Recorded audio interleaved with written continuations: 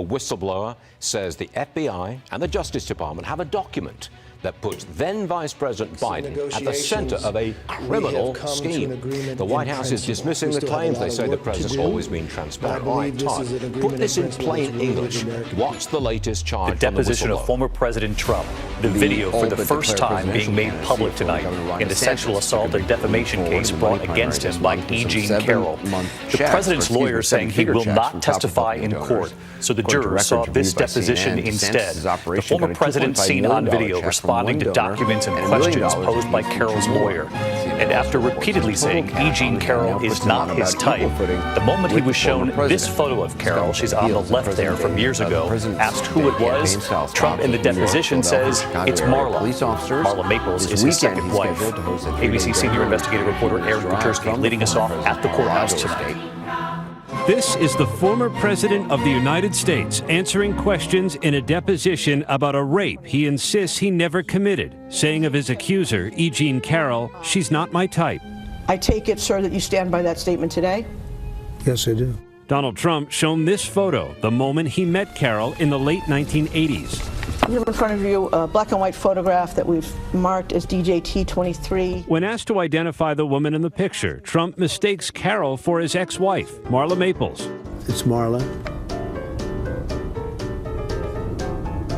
You say Marla's in this photo?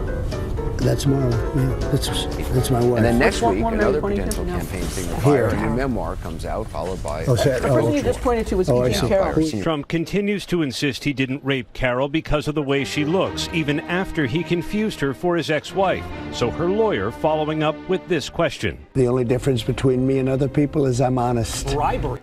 And that's what makes this so much more severe. Up until this point, our discussions have been, this is unethical, it's un-American, it's not good. And that should have been looked at and is being looked at. But when you have bribery, bribery is a crime. That moves this into the criminal element. Did Joe Biden help a foreign power for money? That is not in the job description of vice president, and that's what elevates this so high. Silence from the White House. As Special Counsel John Durham's report reveals just how forcefully the left pushed the Trump-Russia narrative. So does it surprise you that Mr. Durham, the Special Counsel's findings are out? Key Democrats and some members of the media are under a microscope as they're accused of pushing a baseless narrative for years, bid for as Florida we now know. North of $200 million. North of $200 million. And look how much Trump's raised in essentially the first month and a half of his campaign, ending at the end of 2022. Only about $10 million, in fact, a little bit less than that. And, money isn't everything in politics, in a presidential bid, but you can't have a successful campaign without having money on it. Special Counsel Durham, that there needs to be wholesale changes at the FBI? Again, that is with the Department of Justice. That's not something that I'm going to speak from the podium. As you just stated in your question, we believe in an independent Department of Justice. That's what the president said when he was running, and that's what the president has said the last 2 years. Thank you so much. I'll see you guys in Japan. So not exactly shooting down the report. Now here's a quote from the Durham report about an aide to Adam Schiff. One of the House Permanent Select Committee on Intelligence staffers, that's DC speak for the Intel Committee, said their boss, Congressman Adam Schiff, would soon take over leadership of the committee. The researcher took the comment as a mild threat. Now, House Speaker Kevin McCarthy questioned Schiff's suitability for public office. And Senator Grassley and Congressman Comer, they say they've got the FBI document on this, and that's what the document spells out. So in future, what we want to do, we want to see that report. Well, that's what it's all about. Going to subpoena the document. They are aware of the document. They're going to subpoena the document so they can get it in their hands and then pursue things further. But they do seem to know a lot about it. That said, it begs the question. The FBI has reportedly had this document in their possession since June of 2020. What happened in November of 2020, Stu? This is yet another piece of information that the American people should have had when they went into the voting booth in November of 2020. But gradually it's coming out, but we want it all out and soon. We've had 2.5 years of the Biden administration that people didn't get a chance to vote on the guy that we knew who he was. The American people didn't see.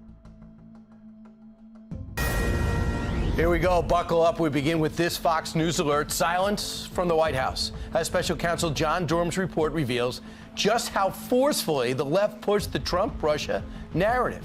And now that Mr. Durham, the special counsel's findings are out, key Democrats and some members of the media are under a microscope as they're accused of pushing a baseless narrative for years, as we now know. Lucas Tomlinson joins us live from Washington. Lucas? Good morning, Steve Ainsley and Brian. The White House press secretary refusing to directly answer the following questions yesterday. What is the White House reaction to Special Counsel Durham's report on how the FBI handled the Trump-Russia probe? I would leave it to the Department of Justice to speak to. Does he agree with Special Counsel Durham that there needs to be wholesale changes at the FBI? Again, that is with the Department of Justice. That's not something that I'm going to speak from the podium. As you just stated in your question, we believe in an independent Department of Justice. That's what the president said when he was running, and that's what the president has said the last 2 years. Thank you so much. I'll see you guys in Japan. So not exactly shooting down the report. Now here's a quote from the Durham report about an aide to Adam Schiff. One of the House Permanent Select Committee on Intelligence staffers, that's DC speak for the Intel Committee, said their boss, Congressman Adam Schiff, would soon take over leadership of the committee. The researcher took the comment as a mild threat. House Speaker Kevin McCarthy questioned Schiff's suitability for public office. It really raises the question about Adam Schiff. You remember when he told the American people he had proof? Remember when he told them he didn't know the whistleblower? And what he put America through and openly lied to us? It raises a lot of questions about his character, his standing inside of Congress, or whether he should even be in Congress.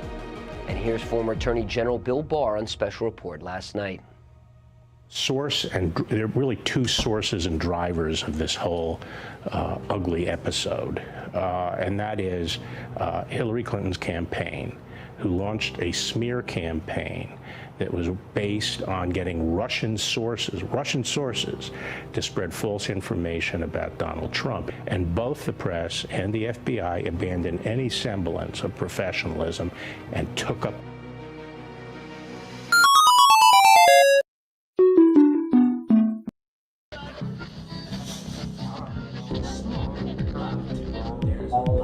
Hey guys, this is Tommy with Tommy Nation Politics. How's everyone doing today? Tommy Nation Politics.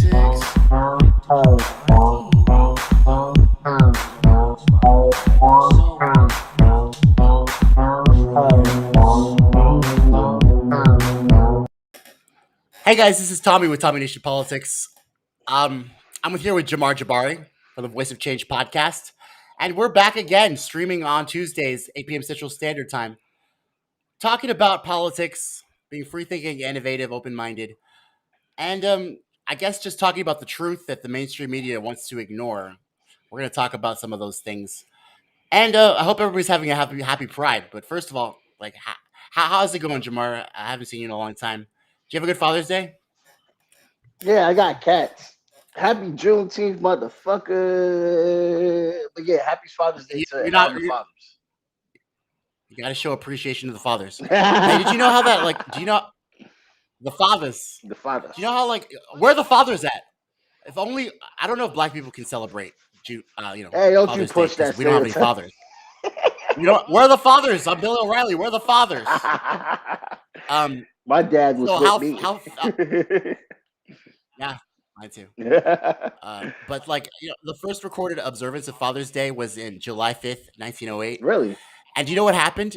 Yeah, it was a special service to honor 360 men, most of them fathers, who died in a coal mine explosion. Damn. So basically, they were the first victims of capitalism. And here we are. Here we are. Yeah. So now, like that, that's why it's Father's Day. Represents like the people who toil and sweat, provide for their families, but still get betrayed by the political class. Yeah. Usurped from power. Stabbed in the back, yep. And poisoned by their fucking environmental racism. Yep. So I mean, it's funny because like we'll honor them though.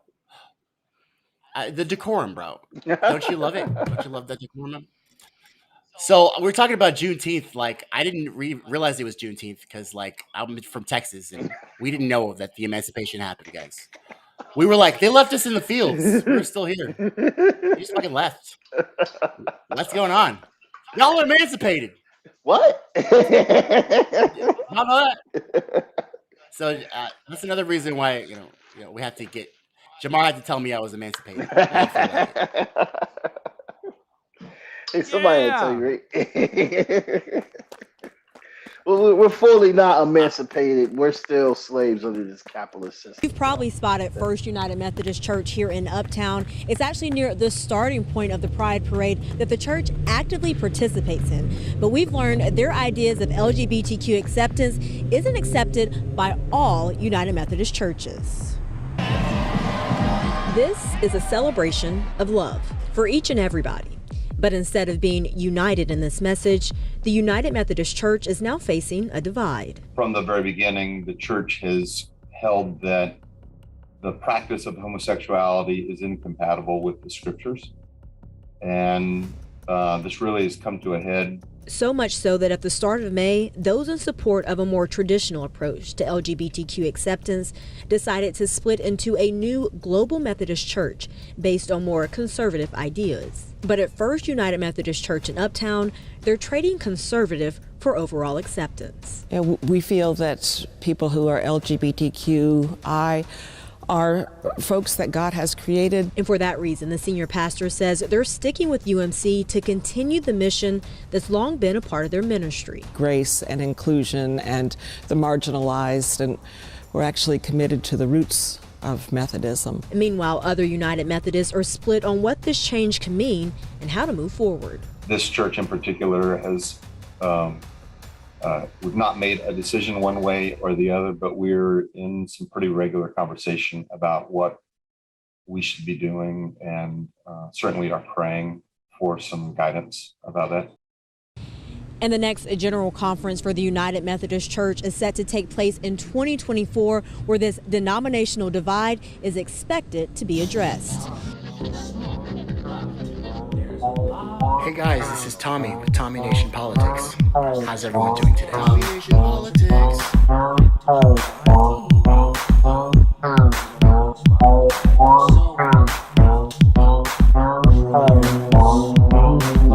To explain why I support the Marriage Protection Amendment and why I'm urging Congress to pass it and send it to the states for ratification. Marriage is the most enduring and important human institution, honored and encouraged in all cultures and by every religious faith. Ages of experience have taught us that the commitment of a husband and a wife to love and to serve one another promotes the welfare of children and the stability of society. Marriage cannot be cut off from its cultural, religious, and natural roots without weakening this good influence on society. Government, by recognizing and protecting marriage, serves the interests of all. In our free society, people have the right to choose how they live their lives. And in a free society, decisions about such a fundamental social institution as marriage should be made by the people, not by the courts. The American people have spoken clearly on this issue, both through their representatives and at the ballot box. In 1996, Congress approved the Defense of Marriage Act by overwhelming bipartisan majorities in both the House and Senate, and President Clinton signed it into law. Unfortunately, activist judges and some local officials have made an aggressive attempt to redefine marriage in recent years. Since 2004, state courts in Washington, California, Maryland, and New York have overturned laws protecting marriage in those states. And in Nebraska, a federal judge overturned a state constitutional amendment banning same-sex marriage. These court decisions could have an impact on our whole nation. The Defense of Marriage Act declares that no state is required to accept another state's definition of marriage. If that act is overturned by activist courts, then marriages recognized in one city or state might have to be recognized as marriages everywhere else. That would mean that every state would have to recognize marriages redefined by judges in Massachusetts or local officials in San Francisco, no matter what their own laws or state constitutions say.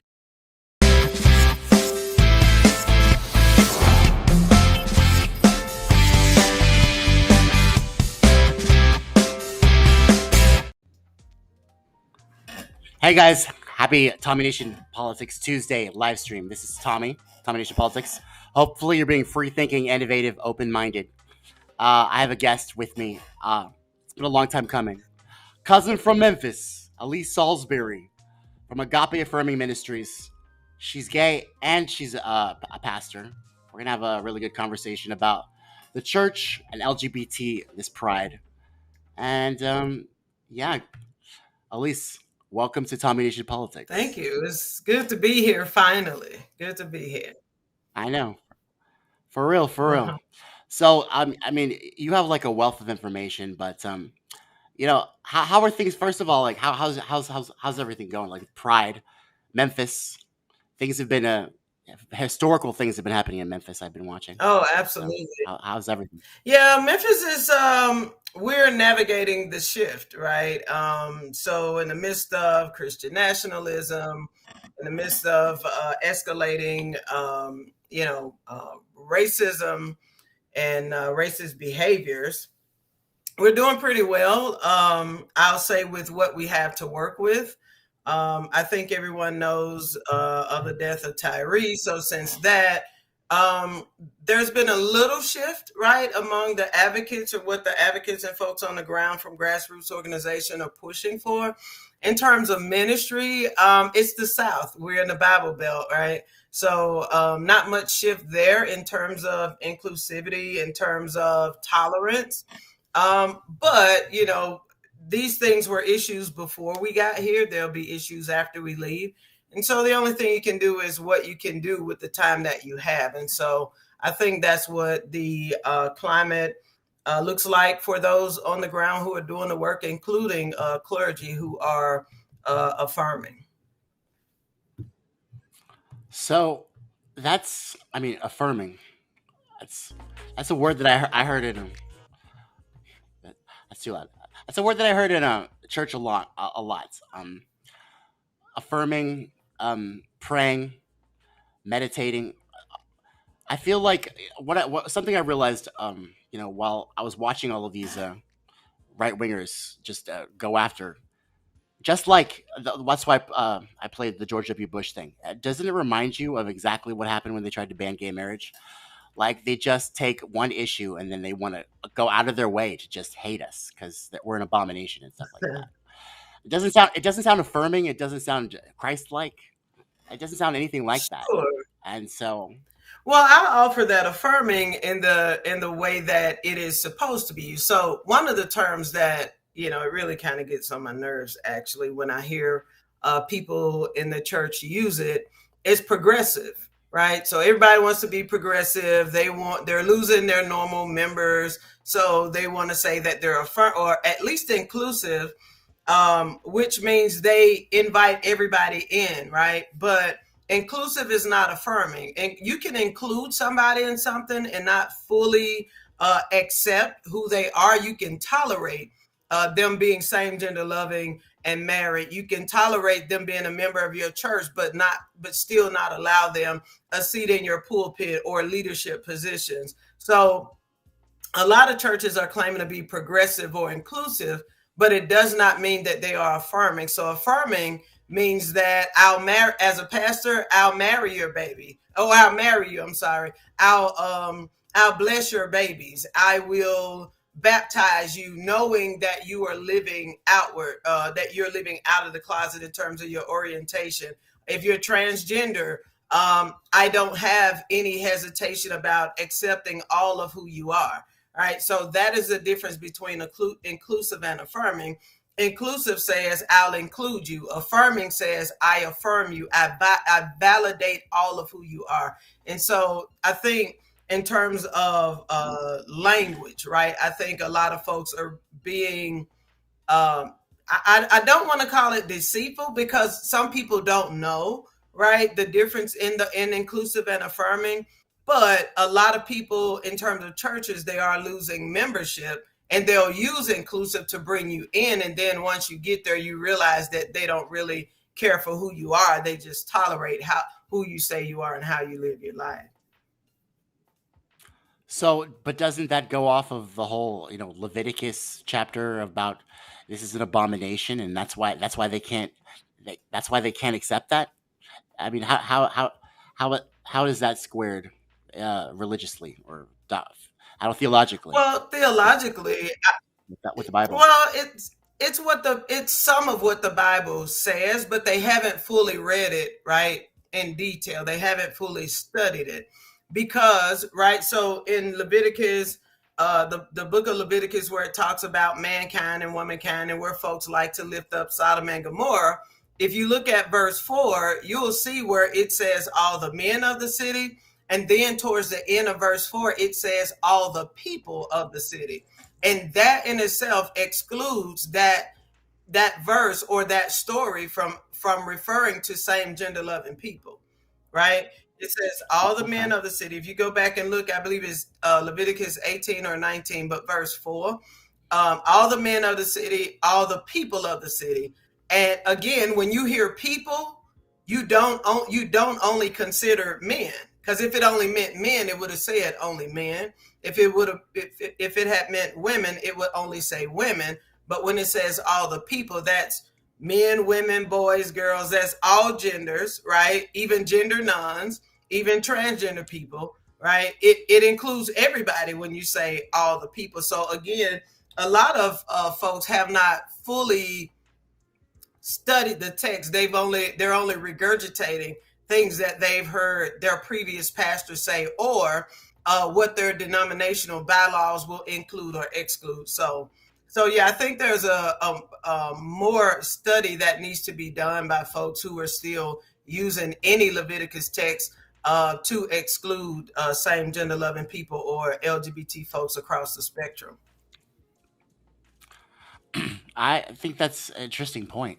I think just what I think is that, Jesus Christ was supposed to fulfill the laws, and he didn't really exclude anybody. He included 5,000 people. He literally tried to walk on water to get to his disciples to fellowship with them. And, the Samaritan, there's all these stories in the Bible about inclusivity and affirming. And yet they still, there's still branches or denominations in this America that's supposed to be a Christian nation that they're not really, they're not displaying the characteristics of Christ in any way. Don't you find that kind of ironic while they're like judging us, telling us we're abominations? They're literally hypocrisy. Yeah, I'll tell you what. I'll tell you why I don't find it ironic, because Christ was never a Christian. Christians label themselves Christians, suggesting they are followers of Christ, but Christ was never for the type of church that would exclude anybody. That's Paul's doctrine. So many people they'll follow Paul's doctrine before they follow Jesus. That tells you off the top that they may be Christian, but they're not Christ Christians, right? They're not Christ followers. So that's how we deviate, folks. Anytime you hear or read of a person who's wanted to dissect or exclude any human being, they are not Christ, right? They are not of the followers of Christ. They are followers potentially of Paul, but not followers of Christ. And then the other thing is, when you hear people talk about excluding folks that move within the gospel of Paul, these same people have the same mentality as Paul. It's do as I say, not as I do, right? Because Paul was also in the mindset of where Paul said this, and this is what I think is the biggest part of the game in what Paul preached. He said, that I know to do, I don't do. That I know not to do, that's what I do. It's like my body has a mind of its own. And so if you think about it, most of the people who are making all this noise about LGBT people and how we choose to live our lives, they have skeletons in their closet, and not even skeletons. They have, a second life that they're living, right? That is behind closed doors, but they can only demonize those that they see living their lives out loud. And that's what they do, because they are ashamed of who they are. And they are embarrassed or ashamed that they can't live as free as some of us who choose to live free and outlive. So they demonize what they can't do out in the open, right? Think about it. Every senator, every person that or most of the people at this point that we've heard outwardly speak against gays, like in a anger, you can tell something's up with them when they're angry or anything like that. Give it a couple of years. We always hear something about their private lives that will bring reproach to the very people that they're attempting to impress by trying to demonize LGBT people. So yeah, they live their lives somewhat like a Paul. You know, their bodies has a mind of their own. That's the excuse they. I think that's interesting. That's interesting reference. But don't forget though, Jesus did exclude some people. They were the money changers. Oh yeah, for sure. And yeah, so literally everything is backwards. Praising the money changers, and excluding the the people that are trying to give love and absolutely. Now Jesus, he named them, he rebuked them, but it was in a way for them to correct, right? Getting over on people, right? It was in a way as to keep them from making the church look bad, the institution of the physical church look bad, which is where they were exchanging money, right? So it was in ways that would keep them from putting the burden of their greed on the people. So yes, to your point, absolutely correct. He also gave them space to correct their behavior. I mean, but he would have one of the things is he would have to know that the establishment in and of itself is always corrupted and is always going to fight everything that he's getting. I mean, as it was in time. I mean, render Caesar under what is due to Caesar, but Caesar wants to take more and more, and my kingdom is not of this world. Absolutely. Right? And so it's interesting. I mean, so you said that Jesus is not a Christian, of course, because that would be narcissistic. But like, would you call yourself a Christian? Like, would you call yourself? I would say that some of my beliefs align. Some of them, right, align with people who call themselves Christians. And I have called myself Christian in the past, but because of the harm, right, that has been superimposed on people such as myself, even those in other ways that Christianity has harmed them. I was raised in the old sanctified church, is what we call it, the holiness Pentecostal church. And so when a girl would get pregnant, they would force her to come to the front of the church to quote unquote repent to the church. And you never saw the male that got her pregnant or the males that were involved with her sexually, even if that meant that male was the pastor. Even if it meant that male was a minister, we never saw those people come before the church and apologize. So it's not just the demonization that happened among LGBT folks or against LGBT folks that caused me to take a step back from labeling myself Christianity. It's the demonization of women and girls and all the things that come with it. So to answer your question, I really don't label myself Christian. This is not a Christian nation. It is supposed to be land of the free, home of the brave, where everybody, right? All people are supposed to be included and welcome, and I think those who are counter the message of affirming others, their voices, there are not a lot of them. They're just hollering the loudest, right? So again, oh, they're hollering the loudest. Yeah, they're hollering loudest. They're climbing up the side of the White House. They're doing all kind of craziness to make it look like they have more power than they have and more numbers than they have. But I do not believe it is. Yeah, that's why they're doing it. But what it really reveals to me is just the fact that it's like I keep saying, it's like the exact opposite behavior of Christ. Yeah, exactly. So it's just at the point now where I'm just like, I'm not really a Christian. I've been thinking about it more. I feel bad for blaming Jesus for these people. For the longest time, I was like, how are these people literally going to walk around with your name saying that they're from you? They don't drop down dead. They don't turn to pillars of salt. The earth doesn't swallow them up. What happened to all this? Yeah. But now I realize that it wasn't Jesus. It was these people. And some of us are actually called, like like the prophets. Like Moses was he wasn't perfect. Judas wasn't perfect, but they all have played their role, and some of us have to play our role to these Christians and check their behavior, because their behavior has gotten way beyond the pale since abandoning gay marriage. Like, they literally follow a guy who takes a woman, a sex worker like Mary Magdalene, and they fucking give her hush money so they can shut her up. Then they cheat on their taxes, and then they get caught about it, and then Trump blames the hooker. She's a hooker. Don't believe her. Is that something Jesus would say? No, Would Jesus literally exploit lots of workers and not pay them under the table? Would Jesus stiff them and their bills and their families and not provide for their families? So, like, following Donald Trump, he was like the epitome of a selfish, narcissistic guy who doesn't care about the 5,000. He cares about Trump. That's it. He's the opposite of Jesus. At this moment, guys, like George W. Bush, he was a colloquial guy with the folks, and you could see him at a church. This Donald Trump is outwardly in your face, all about himself. Talks about his book, his lawsuits, his fucking houses. Oh, I've got the best ratings, right? He's definitely not Jesus. Jesus never talked about himself, unless he said, I'm the way, the truth, and the life. That was serious. But mostly he talked about other people, loving your neighbor as yourself. And then they take that, and it's like the ultimate irony, Elise. They pick a guy who's literally all about himself, doesn't care about anyone but himself, lies, and treats people that Jesus would treat in respectful ways. And calls them phonies, pigs. Yeah. But can they really Can they really call themselves Christians anymore, Elise? And can they really follow a man, Donald Trump, who wants to grab women by the pussy? Can they really be this dualists like that? I'll go back to biblical text, right? It wasn't the world, as we call it, the secular world, that crucified Christ.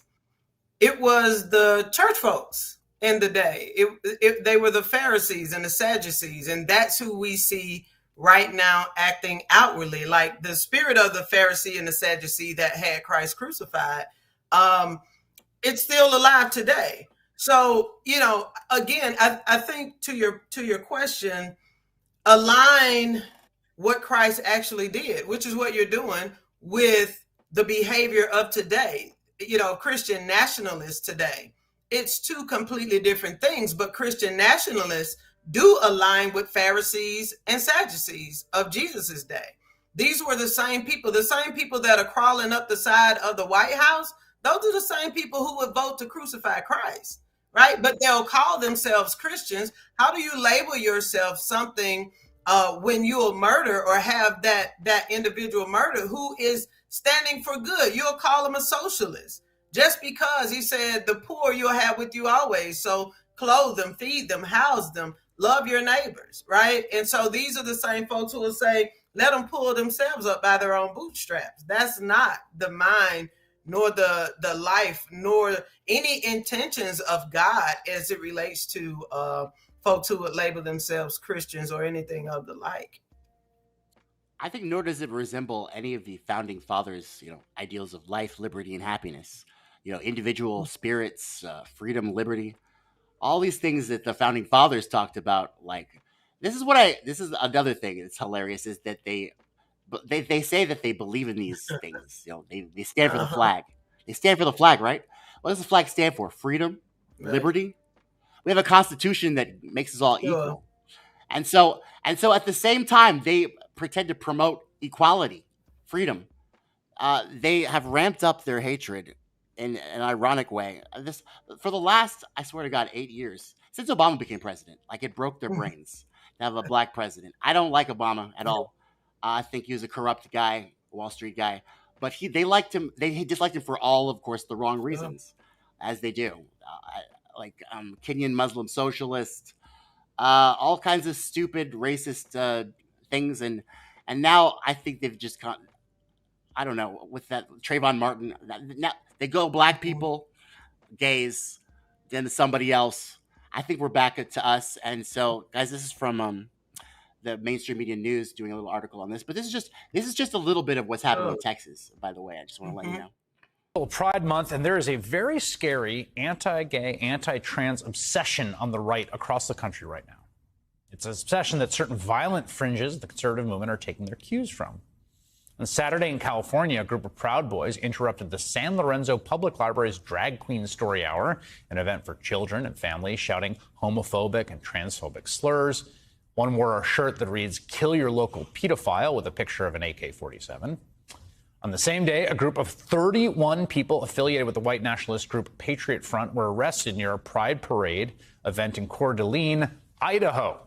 They had masks, riot shields, and at least one smoke grenade. Police say they were planning to start a riot at that Pride event. Parker Malloy has been covering this rise of anti-gay, anti-trans attacks in her newsletter titled The Present Age, also former editor-at-large for Media Matters for America, and she joins me now. Parker, it's good to have you on. I know that you do a lot of monitoring of right-wing media and have for a while, and it just really is striking to me, and if you want to sort of tell us what you see of how intensely focus has come to been brought to bear, even in just the last month, on particularly drag queens, trans folks, gay folks. Yeah. Thanks for having me, Chris. And so just in the past month, there has. I don't really care about what any of these mainstream media people say, but I just want to get the topic out there. Whatever they say after that is nonsense. But in real life, so they've really grabbed onto us. You have what they call as pedophiles, groomers, that kind of language. What's the deal with that in the first place? Like, why are we pedophiles and groomers? Is it because their kids don't groom? I don't understand what the right wing's doing right there. Well, I think it is a perversion on their end, right? It says how far they're willing to go to demonize a group of people who pedophilia is not our thing, it's theirs. If you track the court, right, on a lot of the people, even who have attempted to demonize LGBT folks from the Senate floor, from Congress or wherever, who end up getting caught up in pedophilia, those aren't LGBT people, those aren't drag queens, right? These are people who identify as straight, cis men, mostly white men, right, who are speaking this language, calling LGBT folks pedophiles. That's never been our thing. Pedophilia has never been a thing of LGBT folks. But I think it's because we step too much in their world where, like, because remember before we were a secret, we were at Stonewall, we were hiding ourselves, and now we're out in the open. Their kids can see, and they can't explain it because they still believe in their principles. And so these are just smear tactics. Right. That absolutely. are. I mean, if you look at the policies that have been passed in Tennessee just in 2023 during the legislative session, there's an I call it the anti-pronoun bill, where teachers and instructors, educational instructors, they're protected if they don't identify even a transgender kid that says, hey, my pronouns are whatever that transgender kid's pronouns are. The teacher is protected by not calling them the pronoun that they choose to identify with, right? So that bill, there's the anti-drag bill, where drag queens cannot do public performances, and if a kid is anywhere in the vicinity and they're able to see it, then that person can go to jail. Well, it has never been a drag queen who was found to have anything to do with pedophilia. It also doesn't sound constitutional. Like, does that sound like freedom to you guys? No. Again, like these things that they believe in free speech, freedom, and then they want to go and put people in jail for dressing in drag. Really? But I'm going to say something, Tommy, that is. I would deem it controversial. 2 points, actually. The first one is one of the things that we have to be careful of are Democrats who agree with the values of Republicans. Well, as I feel as if they all agree with the values which they share together, and their values are get elected, stay elected, and campaign finance contributions. Everything we argue about is not relevant to them. They'll bring it up during election time, and then once election time is over, they'll get back to their staying in power, being in power, campaign finance contributions. So trying to get everybody to realize that they're cretins and traitors to our country. You know, I would add that I think religion has a lot to do with their values aligning, right? And so for any of those things that you mentioned to happen in order to be fully financed, right? Their campaigns, in order to have the support, they've got to play on the other side. What is the method that they use to play on the other side? To agree in areas where they get to throw the rock and hide their hands, right? In supermajority states like Tennessee, Democrats really, if they wanted to, they could publicly vote with in alignment with the Republicans and still be able to hide their hands and say, well, hey, we're in a supermajority state. We really don't have any other choice except to vote with. Like, they get to do that. And some Democrats, even from the county that I live in, have done that, right? They just don't realize how close many of us are watching how they vote. So that's another question that I wanted to ask you, and I've been trying to ask religious people, is that I feel like this following, this blind following of Democrats and Republicans is a religious-esque thing. Because you know how we have a God, and we don't blame God for anything because God is perfect, right? So we can't blame God for all of the situations like kids with leukemia or you know, famine or people dying.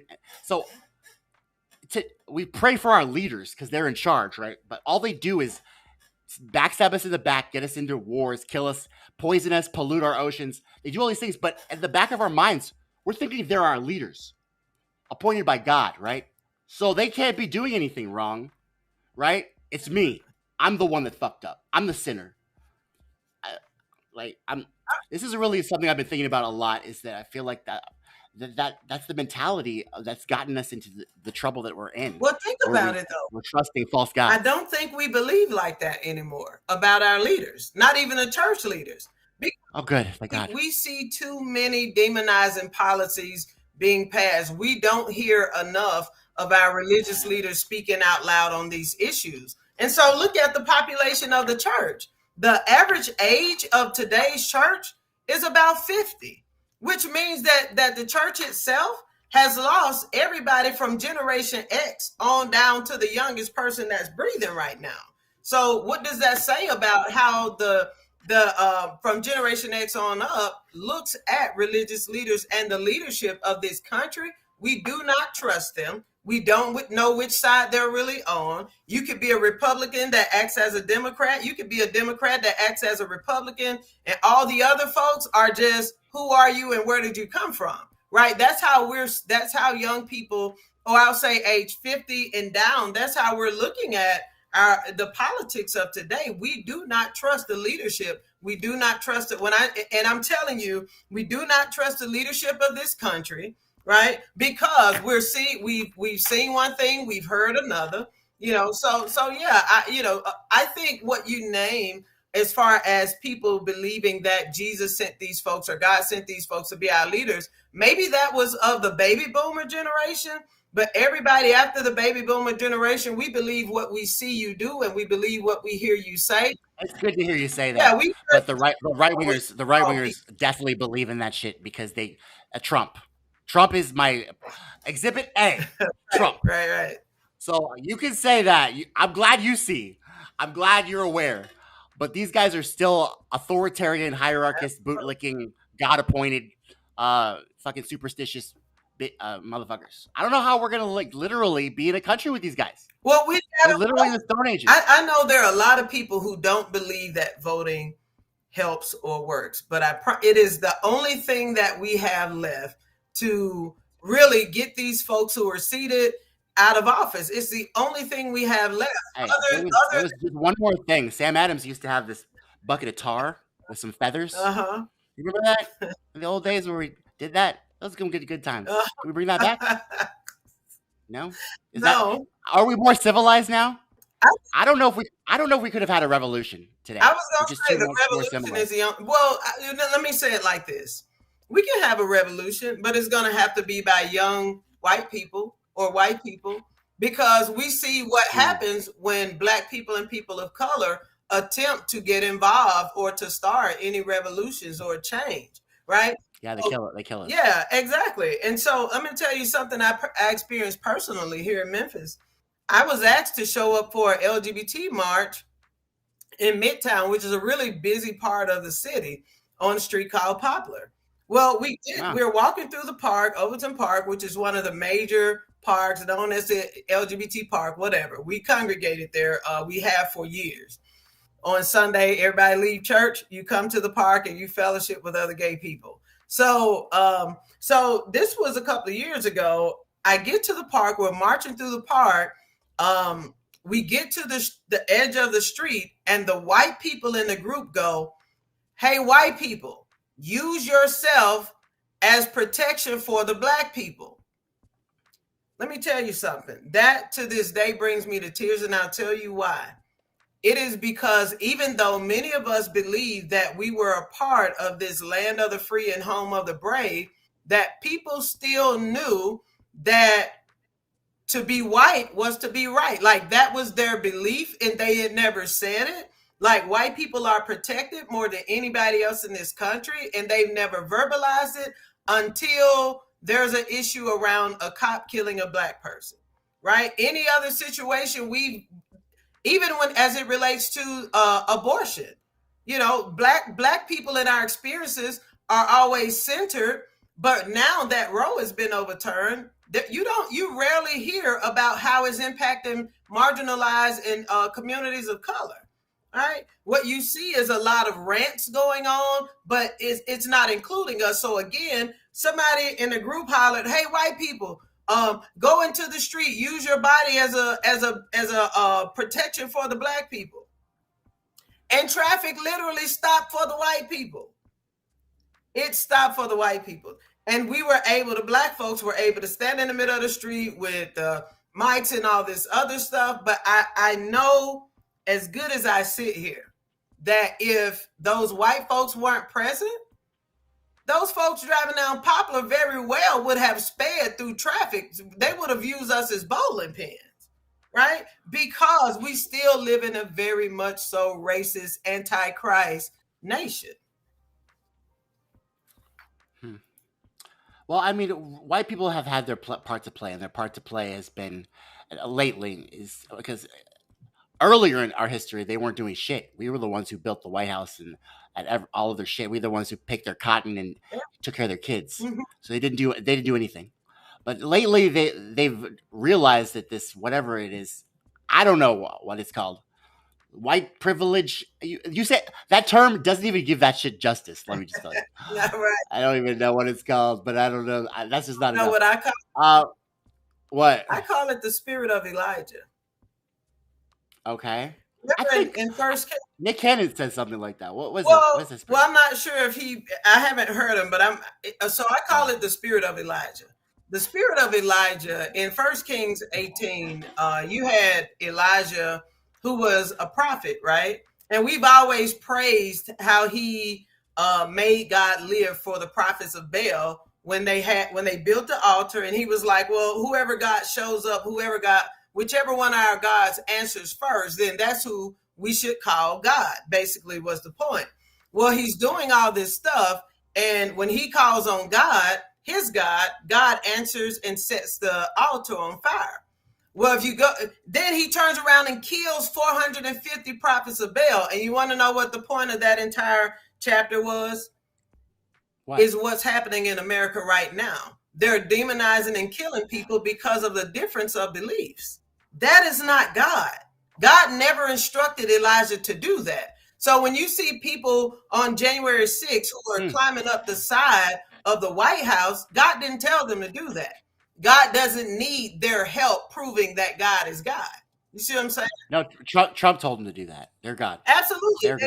Their God told them to do it. They plan to do it. But again, you will see these people, you'll hear them calling themselves Christians, but I call it the spirit of Elijah because one of the things that God did right after Elijah did that was tell Elijah, he gave Elijah very specific instructions in the Bible. He said, go here and anoint this person king, go there and anoint that person king. And then he told him, go and anoint this person because this person is going to be your replacement. Yeah, he did the same thing to Moses. Exactly. Because they had been doing too much, right? They had the instructions. All God told Elijah is go there. I'm going to make it rain. Right? Elijah went there and created a whole situation that only centered himself. And that's when God had to pull back and go, yeah, you're not really doing what I asked you to do. You're doing more than what I asked you to do, because I didn't need you to. If the 450 prophets of Baal could have ever turned their belief over, we'll never know, because Elijah murdered him. Because he wants to, right? Because of their difference in belief. That is why we're seeing the policies that we're seeing come across the states right now. God didn't ask any of these folks who label themselves Christian to do what they're doing. They're doing it because, in their opinion, with who they disagree with and how those folks live their lives, God ain't moving fast enough to soothe their own satisfaction, right? So they're doing it themselves. Their argument, though, is that we caused this backlash because we could have gotten our gay marriage, right? But then we had to go and this is an issue that's very interesting. It's very controversial on the right and the left. This explosion of trans identity, which everybody said something about it, from Joe Rogan to Anderson Cooper.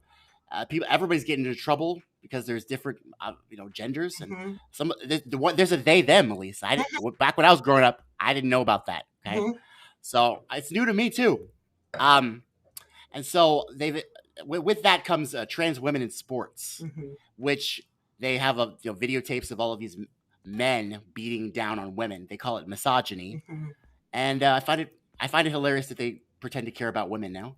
But at the same time, I even as a gay man, even as a black man, I just want to full disclosure to reach out to you. Like, I don't know how to think about all of this evolution. It's not because I'm trying to not be inclusive or I'm afraid of them, not like right wingers, but I don't understand the semantics of having a male body. See, I like guys. I'm gay. I'm a guy. I know I'm a guy. I like being a guy. I just like other guys. Sure. But I don't have that mentality of not being anybody else. And I understand that, back when I was in the closet, I hated myself and I want everybody to be who they are. But at the same time, going around smacking a volleyball in a 5'4" woman's face, that's an issue. Is that an issue? It's an issue for who?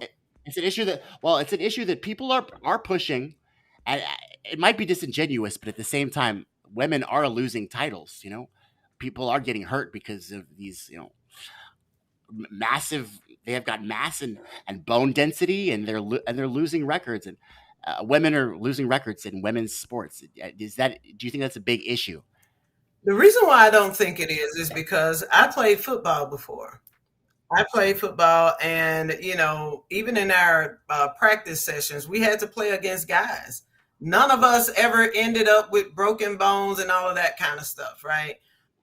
So I would like to see the scientific data that backs people who say that transgender people should not be able to perform in the sports of the gender that they prefer or the gender that they are identify as. I haven't seen anything that supports that. I've heard of incidents, right? I've heard of a few incidents, but incidents happen in regular, quote unquote, regular sports. NBA, people get injured all the time in the NBA, but nobody's complaining about cisgender men playing against cisgender men.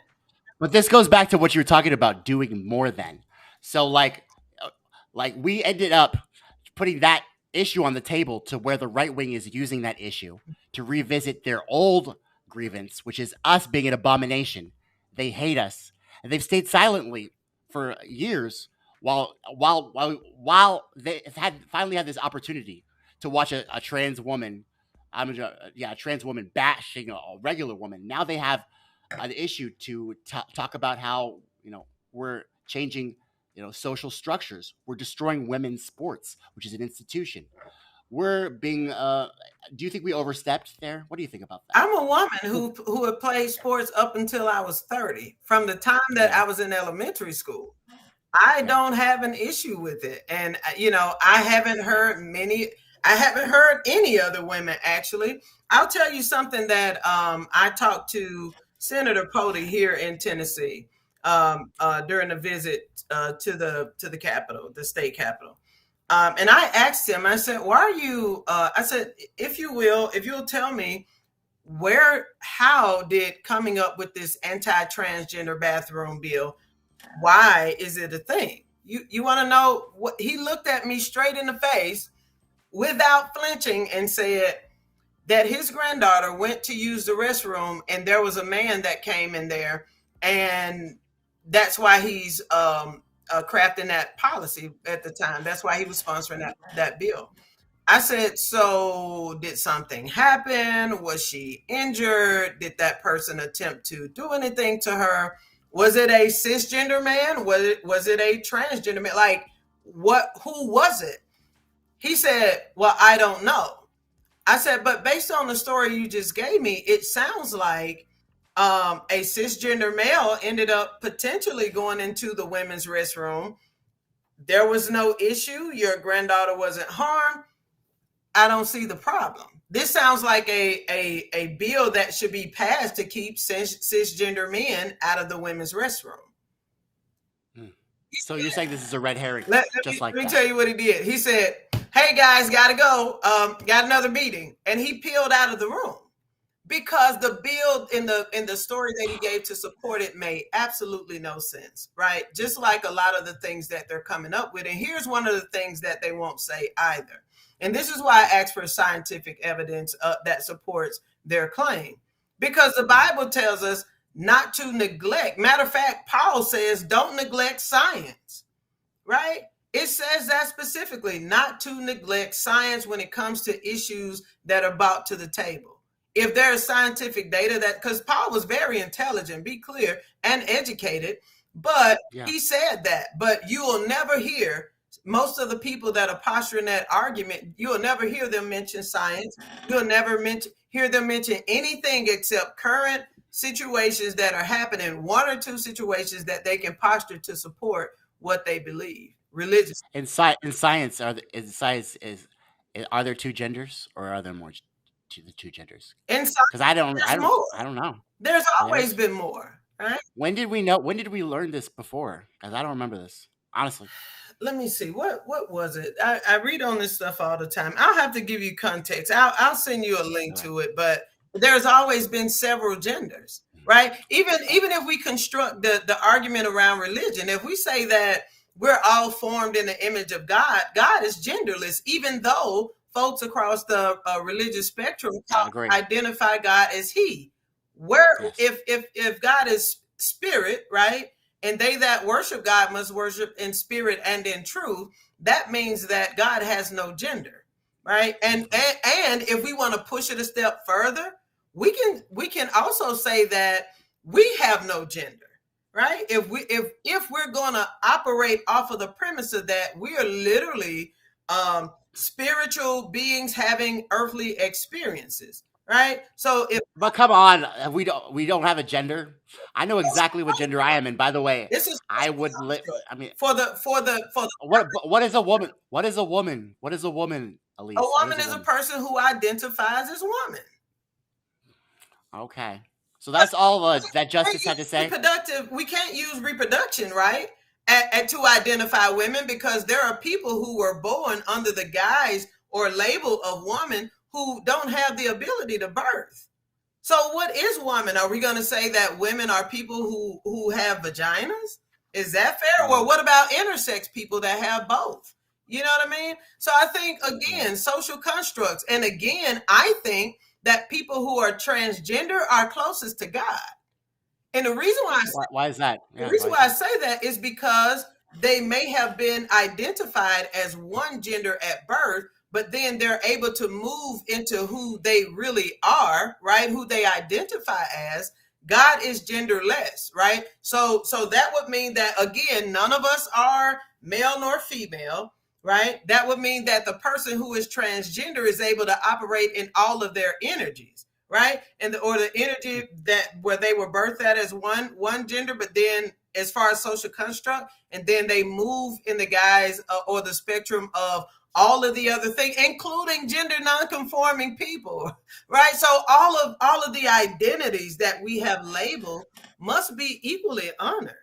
So that's a really good argument. Really believe what we say about God. Like, people don't really believe what they say about God. That's what I believe. And I think I discovered why the right wing is super upset about this, because ever since the beginning of time, they've been labeling us niggers or kikes or whatever. And now, like, literally, we're taking the labels off. Absolutely. And like, they're so pissed. They don't like it. Well, they don't like that. How come we can't control you and tell you what you are anymore? Right. They don't. That must be the real love issue, your neighbor. Like, these people are angry at issue. God. You know what I mean? Like, what do you do with folks who are angry at God? God. I think they're angry at us for not taking anymore. Right. But if God said love your neighbor and they're like, no, I'm not going to do that, then what can I tell them if they won't even do what God asked them to do? You see what I'm saying? Yeah. Yeah. What would you say about go get your replacement? That's something you can tell them. That's what you should tell them. Y'all go get y'all have the spirit of Elijah. Now go get your replacement. It's the spirit of Elijah. That's I like what I call it. I like that. Yeah. You made me feel a lot better about what's going on, because honestly, in Texas, like I mean, I don't like to talk about myself too much, but it's been a scary time here ever since the last month. I've had I was at a gay bar downtown, and some people followed me home, and they figured out where I lived. Wow. They literally figured out where I lived, and they egged my house for like 3 days straight. I had to call the police. It's the first time I ever thought about calling the police at all, because I hate police. So, like, literally, and so I see it all around. There's Texas. They're driving around drag shows, harassing people, and violence is happening. Yeah. So I don't want to pretend like these guys are just protesting, holding up signs. Right. No, they're fucking following us and stalking us. But here's because they think we're groomers. Happening. And they think these things. But it's scary. It's really scary. I think what we're witnessing is a manifestation of what's been happening behind closed doors already. There was a masculine of center woman who was murdered in Atlanta. Some guys broke into a house that she lived in with her roommates. They robbed them, but they raped her, only her, right? In a way to demean and to devalue who she was, right? And so they raped her and then they murdered her. She was the only one in the house that they killed. So this was a couple of years ago in Atlanta, right? Before Trump time. And so all of these things have been happening. It's just that people they've lost their minds, right? Around the power that they want and white power that they want to maintain, right? And at the end of the day, we have to protect ourselves by any means necessary, is what I believe. I agree with you. Those were some good ass words. It's scary times. Well, at least it was good to talk to you today, and I'm glad that you're doing okay. And if that's Sarah Lynn Williams, if you come across that chief, ask her what the hell's going on with that Scorpion unit. How the fuck did it end up with Tyree Nichols? I still want to answer that question. I know everybody forgot about it, but she told me on the national TV that she doesn't even know how the Scorpion unit, because they're a gang unit. So how did that even happen? I hope she's still getting to the bottom of it. She did some great work firing their asses immediately, showing accountability. It took a black woman to literally show accountability in a place of power. Yeah. And so she did a great thing. They had some black conservatives on Fox News talking about this is what happens when a single mother runs the police station. Now, she did a great job. Yeah, so they can eat shit. But I do need to, as much as I love that, I do need to follow up with how the fuck did that Scorpion unit get to him? And wasn't there another unit she had in Atlanta? Wasn't she the police chief in Atlanta? Yeah. I read that she was police chief in Atlanta. And was hired in Memphis. Like I said, I'm not certain of all of the details. I really haven't dug that deep into the story. My sympathy, it's an interesting story, my isn't it? My heart has really been in the direction of that mother. You know what I mean? Like, how many more black mothers are going to have to suffer, loss of their daughters, right? And their sons and others, right? Transgender women, black transgender women who have been killed in our city, or at least one that we know of by police. So my heart is with the folks that are experiencing brutality at the hands of police, as well as those mothers, right? Being a black mother in this country right now is one of the scariest things to me, and all the other intersections that apply to my life, but that is one that is really, it's really scary, really scary. Well, don't be too intimidated because you guys, y'all form the culture and you form the, the basis of real integrity and real morality. We always have. So. Thank you. Yeah. So no justice, no peace, though. And cops, man. We'll talk about that at a later time. Thanks for talking to me about religion and LGBT. Feel free to come on anytime you want. Willis, don't be a stranger. I know you're working.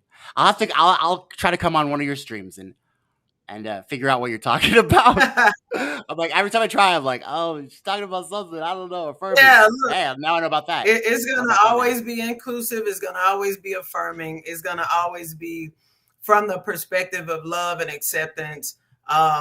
Yeah, so join us anytime. We have a good time in the Tuesday night Bible study, or Tuesday night talkback studies is what I call them. Because people get to express themselves there. They get to ask questions.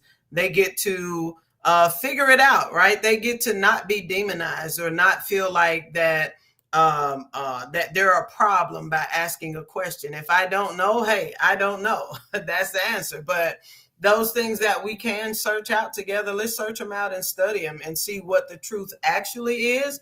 And if we can't find a solid answer, then we say we don't know. And some of the things we won't know until, for those who believe, right, that until we see God face to face, some things we will not know, until we see God face to face. So again, I appreciate the opportunity to come here and talk to you. Glad that I was off today to be able to do it. Yeah, we've been trying to do this dance for a minute, and I'll offer too. Probably since we met some years ago, I've evolved a lot in my theology, right? I've evolved a lot by studying those things for myself, by going to reliable sources and resources that have, even people who will say, consider this, right? Or consider that. Or even just, listening to what I believe is the voice of God in my life that says, well, have you considered this? Or yes, I have changed my mind. Read this, right? That's right there in the Bible. And it's God speaking to me saying, yeah, I've changed my mind before, right? So again, just evolving in my own theology, and my theological foundation was one that was really harmful to me and my existence. But I want to be, I've grown to accept myself as an auntie, right? I'll be 45 this year. So I think I've officially arrived at auntie. So in this space that I live in, right, at my age, I'm embracing young people and other LGBT folks in the way that I needed to be embraced, right? But I didn't have anyone there that could support me in the way that I needed. So I've accepted that I'm an auntie now in my 40s. And so, yeah, evolving just to express the love of God for real, right, to people. So yeah. Something we really needed when I was growing up, in the 90s. So I'm glad you're here now. Yeah. It's definitely a voice that needed to happen. Yeah. Thanks, guys. And y'all, the best way to do what Elise is doing is to be free-thinking, innovative, open-minded. Join us at Tommy Nation Politics every single Tuesday, 8 p.m. Central Standard Time. And feel free to send messages, facebook.com/Tommy Nation Politics. Go to the website, www.tommynationpolitics.com. And we'll be back next Tuesday. That was Elise from Agape Affirming Ministries. And that was a good sermon. I feel better about life.